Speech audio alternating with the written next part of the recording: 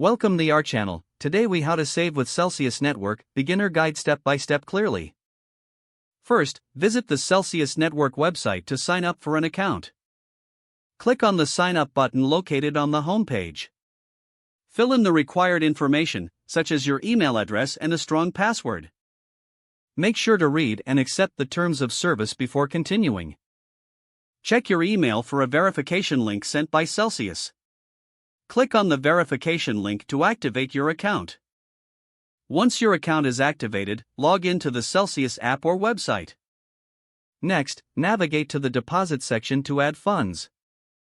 Choose the cryptocurrency you wish to deposit. If you don't have any cryptocurrency yet, consider purchasing some through a crypto exchange. Follow the provided instructions to complete your deposit. After your funds are in your Celsius account, explore the interest rates offered for different assets. Select the cryptocurrency you want to earn interest on. Review the terms and conditions before moving forward. To earn interest, click on the Earn button associated with your selected asset. Confirm the amount you want to allocate for earning interest. Next, review your interest rates and potential earnings as shown in the app. Celsius will display the estimated earnings based on your deposit. Feel free to explore additional features, such as borrowing against your crypto. Make sure to keep an eye on your account regularly to track your earnings and adjust as needed. Educate yourself about the risks of cryptocurrency and stay updated with market trends.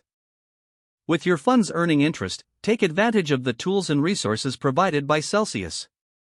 Consider reinvesting your earnings for compounded growth. You're now ready to start saving with Celsius Network effectively. Enjoy watching your cryptocurrency grow with interest over time. If the page does not load, refresh the browser or try again in a private or incognito window. Make sure you are using the correct email address, then retype it carefully to avoid small typos.